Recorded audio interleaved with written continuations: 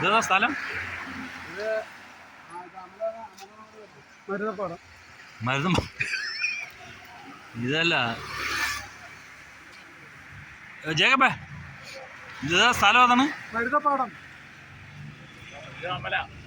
Friends, അപ്പോൾ ഇത് അമല ഇല്ലെങ്കിൽ അമല നഗർ എന്ന് പറയുന്ന സ്ഥലമാണ്. നമ്മളുടെ അമല ഹോസ്പിറ്റൽ, തൃശ്ശൂരുള്ള അമല ഹോസ്പിറ്റലിൽ നിന്നും കുറച്ച് ദൂരം മുന്നോട്ട് പോയി കഴിഞ്ഞാൽ, ഒരു 100-150 മീറ്റർ മുന്നോട്ട് പോയി കഴിഞ്ഞാൽ ഇടത്തോട്ട് പാവറട്ടി റോഡിലേക്ക്, പാവറട്ടി റോഡ് അങ്ങോട്ട് തിരിയുക ലെഫ്റ്റിലേക്ക്. അവിടെ നിന്ന് കുറച്ച് ദൂരം പോയി കഴിഞ്ഞാൽ ഇടതുവശത്തായി തന്നെ ഈ ഒരു കട കാണാം. മെല്ലോ എന്നാണ് കടയുടെ പേര്. ചിറ്റിലപ്പള്ളി ഗ്രൗണ്ട് സ്റ്റോപ്പ് എന്ന് എഴുതി വെച്ചിട്ടുണ്ട്. അമല തൃശ്ശൂർ. അപ്പോൾ അമല എന്നും അമല നഗർ എന്നെല്ലാം ഈ സ്ഥലം അറിയപ്പെടും. അപ്പോൾ ഞങ്ങൾക്ക് ഉച്ചയൂണ് അമല ഹോസ്പിറ്റലിൽ ഒരു ഫ്രണ്ടിനെ കാണാൻ പോയതായിരുന്നു. അപ്പോൾ ഞങ്ങൾ 7 പേരുണ്ട്. അപ്പോൾ ഞങ്ങൾക്ക് ഉച്ചയ്ക്ക് ഊണ് കഴിക്കാനുള്ള ഒരു സമയമായതുകൊണ്ട് ഊണ് കഴിക്കാൻ വേണ്ടി കയറിയതാണ്. അപ്പോൾ എന്താണ് വിശേഷം എന്ന് നോക്കാം. എന്തായാലും ഞങ്ങൾ പോകുമ്പോൾ നല്ല സമയമായിരുന്നു, കാരണം കറണ്ട് തീരെ ഇല്ല. അതേപോലെ ഊണിനുള്ള ഒരു സമയം കഴിഞ്ഞിരിക്കുന്നു, ഏകദേശം 2 മണിയോട് അടുത്തിരിക്കുന്നു. എന്തെല്ലാമാണ് ഉള്ളത് എന്ന് ചോദിക്കാം. ഫ്രണ്ട്സ്, അവർ ആദ്യമേ പറഞ്ഞു വിഭവങ്ങളൊന്നും ജാസ്തിയില്ല, കുറച്ച് എന്ന് പറഞ്ഞാൽ സൈഡ് ഡിഷൊക്കെ വളരെ കുറച്ച് തന്നെ ഉണ്ടായിരുന്നുള്ളൂ. ഒരു 2-3 ഐറ്റം.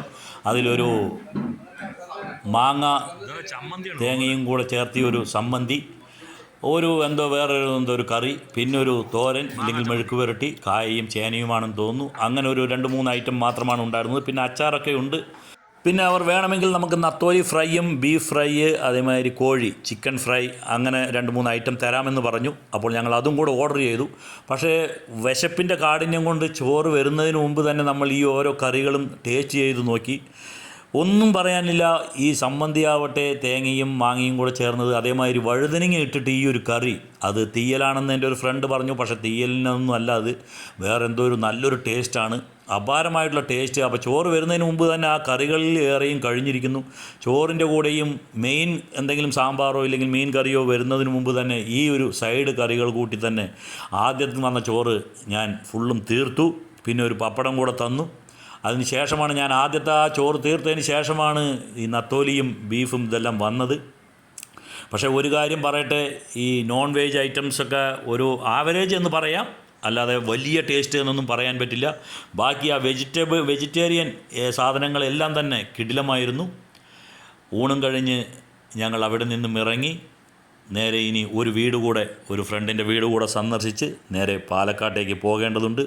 അപ്പോൾ നമ്മളുടെ ഈ ഒരു ഹോട്ടലിനെ പറ്റി പറയുക എന്നുള്ളതായിരുന്നു നമ്മളുടെ ഇന്നത്തെ ഈ ഒരു വീഡിയോൻ്റെ ഉദ്ദേശം. അപ്പോൾ ഊണ് കഴിച്ചതിന് ശേഷമാണ്, എന്തായാലും വീഡിയോ എടുത്തു വെച്ചു, പക്ഷേ ഊണ് കഴിച്ചതിന് ശേഷമാണ് ഇതൊരു വീഡിയോ ആക്കി ഇടാമെന്ന് തീരുമാനിച്ചത്. കാരണം അത്രയും ആ മെല്ലോ എന്നുള്ള പേര് പോലെ തന്നെ വളരെ ഹൃദ്യമായിരുന്നു ശാപ്പാട്. ഈ വീഡിയോ നിങ്ങൾക്ക് ഇഷ്ടമായി എങ്കിൽ നമ്മുടെ ചാനലൊന്ന് സബ്സ്ക്രൈബ് ചെയ്യുക, ഇതൊന്ന് ലൈക്ക് ചെയ്യുക, എല്ലാവരും ഇതൊന്ന് ഷെയർ ചെയ്ത് ഇങ്ങനെ ഒരു ഹോട്ടലിൻ്റെ വിവരം മറ്റുള്ളവരിലേക്ക് കൂടെ എത്തിക്കുക. അടുത്ത ഒരു വീഡിയോയുമായിട്ട് വരുന്നവരേക്കും ബൈ, എൻജോയ്.